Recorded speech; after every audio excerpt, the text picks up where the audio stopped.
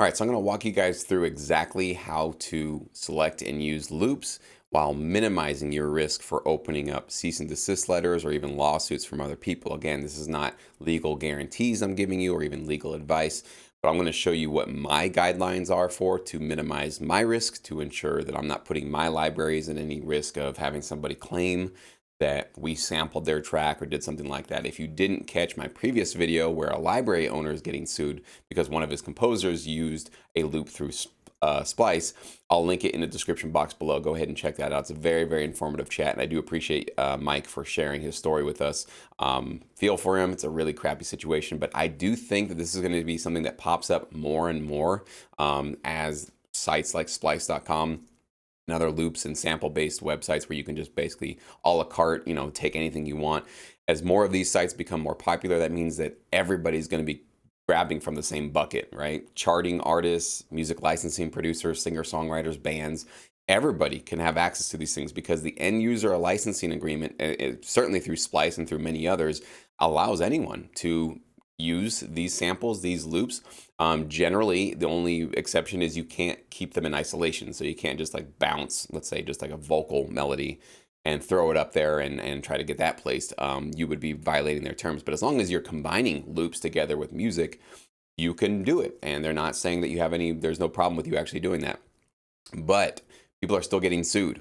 There's still cease and desist letters coming out because people who have been using the same or similar loops are claiming that people who use those loops after them are sampling their original track. Yes, BS, garbage. It's not going to stand up. But that doesn't mean that these letters aren't going to come out. It doesn't mean that lots of us are going to have our whole world bogged down with legal paperwork and just nonsense like this. So I want to make sure you guys are prepared to minimize that risk for yourself and for a music library. Because remember, even if you are following the terms of something like Splice, you submit a track that eventually gets a cease and desist letter or even a lawsuit thrown at it, the library could look at you as a liability. They could think, this composer, he's great, he does awesome work, but he's causing us headaches. Every time we use his tracks or we accept his tracks, we're getting these lawsuits or these cease and desist letters. We got to go hire an attorney. We have to go make a claim with our insurance company or something like that. I mean, if you're causing problems for them, why would they want to continue working with you? So it's also for your benefit to make sure you guys understand at least my philosophy and my approach for how to do this to hopefully minimize your risk legally. Okay. So we're here in Spice.com. As you can see on the site or on the page there, I do have my three sort of key aspects that I look for how to determine whether or not I should or should not use a loop, okay? And so obviously first, is it memorable? Is it unique in any way where it would stand out and you could remember it? Number two, usually, is it going to be in that mid or high range EQ? So it's like poking out of the track as opposed to like an 808 kick or a bass line or something like that might not be so prominent in the mix. And then third, does it have a melodic phrase? So if it has either one of those, it doesn't necessarily mean like if it has just one out of three, it doesn't necessarily mean I don't use it. But if it has all three, I certainly stay away from it, okay? And one of the quickest ways I would say if you're using Splice to make sure you stay out of trouble is right up here when you're doing your searching for sounds, whatever you are, they have this option on the top that says loops and one-shots. If you just type in only one-shots, that means you're only going to be getting single hits or single just single instances of the sound that you might be looking for that you can go ahead and maybe download it if it's a single sound, sample it and create your own melody out of it. Or if it's just a kick or a snare, you can find it that way. That's basically going to save you 90% of your legal problems. Just clicking on that one button right there by just looking for one shots, okay? The exception to that is if you're looking for percussion, maybe a topper for your drums or something that's a little bit more rhythmic based. Those usually you can not worry too much about the legal or the copyright infringement cases that could be brought against you, mostly because, again, is a shaker loop memorable? Not really. I mean, it doesn't really stand out. It doesn't really sink into your consciousness in a way where you go like, I remember that shaker loop from 2 years ago. No, but what do you remember from 2 years ago? You remember a melody or some lyrics. Like those are the kind of things that you really do remember, right? So that would be one thing I would say is just start there, just start with the one shots. But I want to right now just show you, first of all, some of my absolutely do not do's so you guys can steer clear of that. First of all is vocals. Okay, so this is popping up more and more on these websites are these vocal packs that have full phrases. They sound great. They're awesome. No knock against the singer or Splice for containing them. They're awesome. they are a huge red flag, a huge potential problem for you if you start using these kind of things. Let me show you here real quick. This vocal sample here, this vocal pack. You can see actually as you go through these samples, which ones actually have melodic phrases, the ones that basically have a longer, you know, the waveform. You can kind of see that there's going to be lyrics. So something like this. I've been thinking about you. Stay away from it, okay? Because what is that? That is memorable, okay? There's lyrics there. It is in the mid to high range EQ, and it has a melodic phrase. So it has all three of those things. We stay away from it, and that's what's most of these samples here.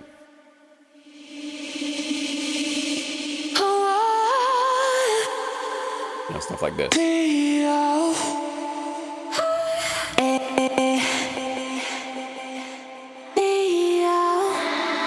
I'm losing myself. I'm losing.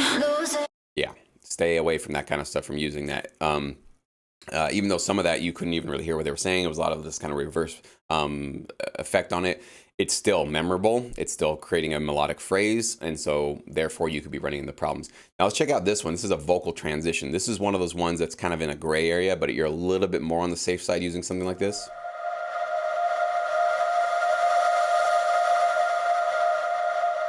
Okay, so it's more of like a transitional effect, and because it doesn't have a melodic phrase, it's not really that memorable, right? Because you're not going to really remember that kind of a thing.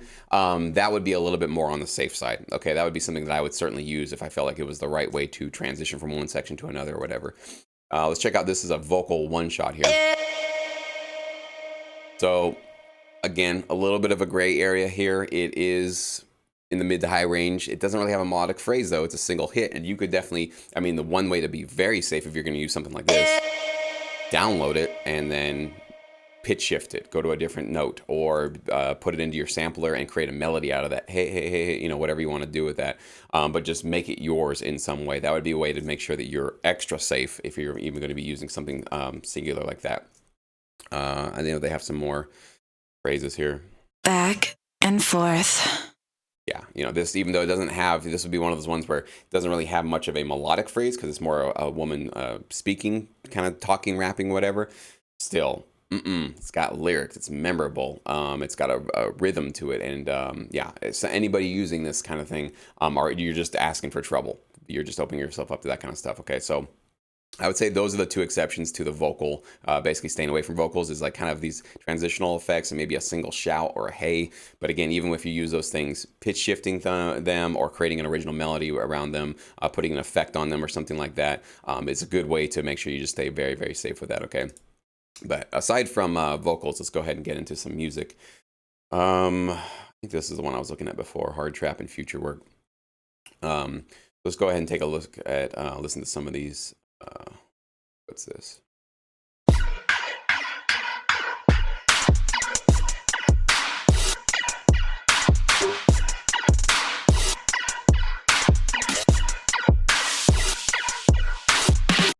So this is an interesting situation. So people have asked me too about drums. Can you sample drums? Can you use full drum loops like this? The problem with this kind of a drum loop is that very memorable, you know, kind of cowbell sound. Bump, bump, bump, bump. It's kind of got a pitch to it. It's almost a little bit of a hook in and of itself on top of the drum. So I personally would stay away from anything that has something that memorable. If it's just a kick loop or just a snare loop or something like that, you're not going to have as much of a problem, because you can also stack other kind of percussive loops on top of those and create your own sort of a mix, right? And it's not going to sound like the original kick loop or the original a snare loop by itself. You're going to be kind of creating your own texture of rhythms. But it has something like that though, and it's all together, I would certainly stay away from that, because that's very recognizable if somebody else is using that exact same drum pattern in there, because it has a little bit of a melodic kind of phrase to it, right?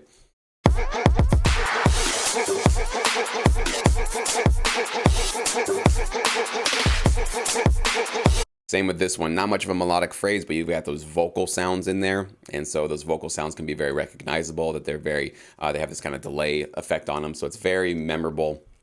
And it could be something that could certainly open you up to some problems. Let's see what else we got.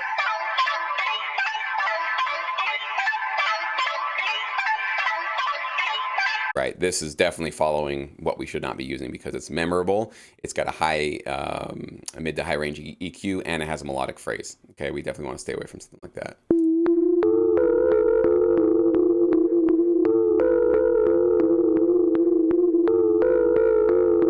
Even though it's very repetitive, it's not going anywhere, but you're going to remember that loop, right? If you put that loop on your track and somebody else has put that loop on their track, that's going to be at least memorable in some way. I mean, this one's a little bit more in the kind of subdued frequency. So if you had, and the reason why I do that mid to high range also is that if you're using, let's say like an 808, low, sub kind of a thing. And I think they have, let's see, this is a stab, but I know I heard some of them in here.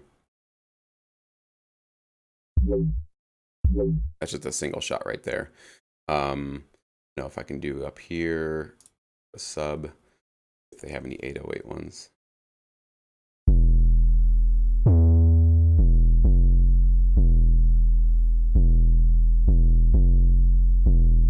This is one of those situations where if you use that kind of a thing, but then you have a different, you have an interesting melody on top, an original melody you've created with your synthesizer or whatever you've done, or you have some chords or something cool, a guitar on top, whatever.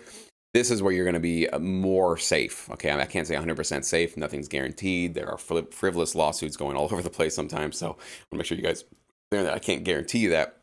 But I can definitely say you stay a little bit more in the safe zone if you're using something in the lower sub area where it's not as recognizable, it's not as prominent in the mix, and it's just something that's sort of a bed to the track. And then all of your lead melodies is what's really driving the track and really making it memorable, okay? But let me go ahead and go back. There was some more there. I wanted to show you that. There's one that you could basically download and create your own melody with, right? You just have this single note. And what I do is I use the EXS24 sampler within Logic Pro, drag in a sample that I like, and then with my MIDI keyboard, I can go all over the place within range. I mean, you can't go too high up or too far down. It'll start to sound a little bit too distorted. But within about an octave or so, I can actually create some really cool melodies with just one sound. So that's one way that I really stay out of trouble. Just a single clap. Those kind of things you're going to be safe on. Brass, same thing. You could just take this single hit if you want to have a cool brass line. You just take this one, drag it into a sampler, and create your own sound out of it. And of course, kicks and all that kind of stuff. So,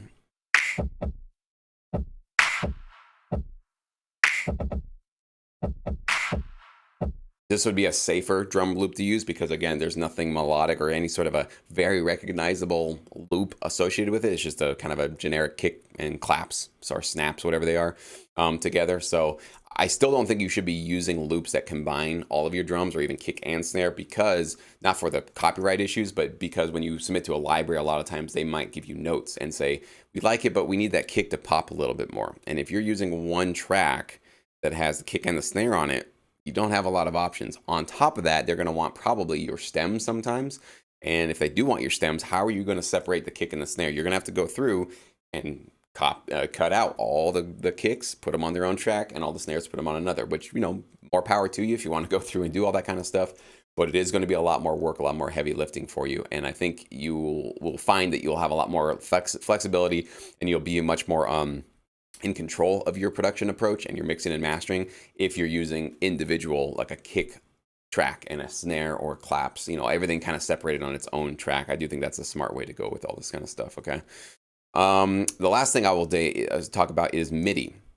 So obviously also I should mention like presets. If you're just going to go, like you use Serum or you use any of these and you're like, okay, I need to find like let's just find a cool lead with Serum.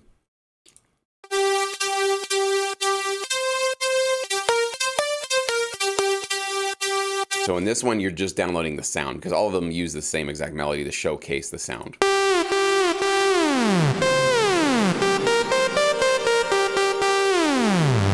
100% safe when you download these and create your own melody. Of course, when you craft your melody, don't be stepping on the toes of anything that's very recognizable, another track or something like that. So presets, that's the way to go. If you just want to, I need to get a great sound that belongs in this particular genre.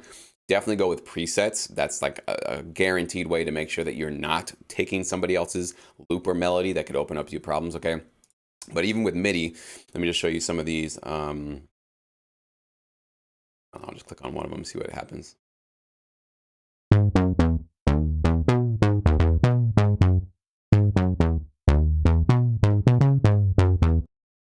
So even though when you download this, you're just going to be getting the MIDI file and not the sound associated with it. And so maybe you put it in and it becomes more of a, I don't know, it could be more of a rock guitar or something that even plays this.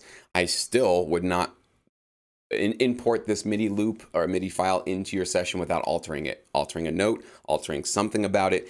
I definitely think that these, because they're available, you got to always think about that. Can anybody else take that same melody and put it in their track? Yes, they can, because it's literally one button away.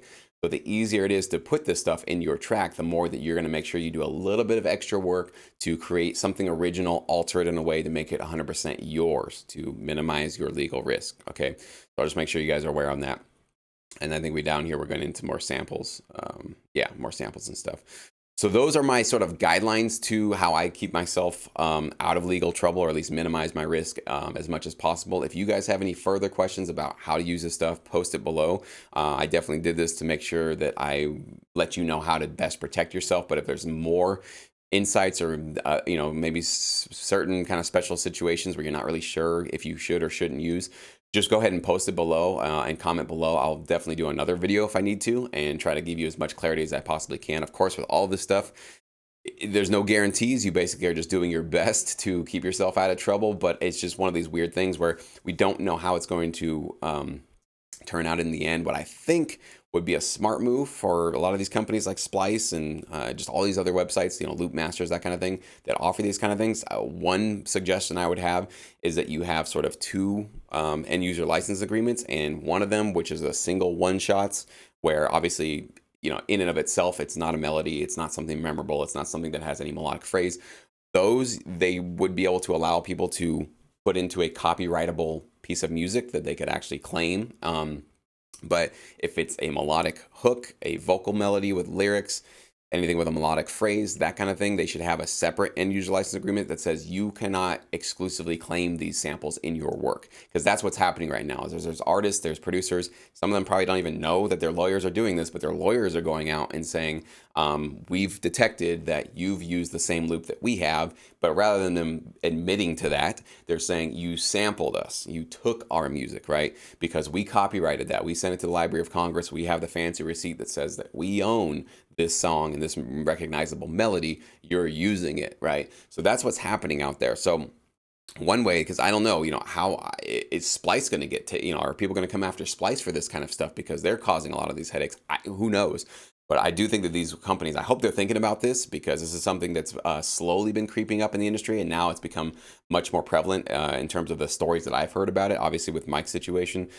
So that would be one way they might want to think about changing their end user's license agreement, because what you do is if an artist does take, let's say, a very recognizable loop and tries to go to the Library of Congress, they might actually get that certificate from the Library of Congress. The Library of Congress doesn't know, where you got your loop or whatever. So they're just going to, as long as you pay your fee and you fill out their forms, they're going to say, cool, here you go. Here's your receipt that you've registered your copyright with us, your track with us.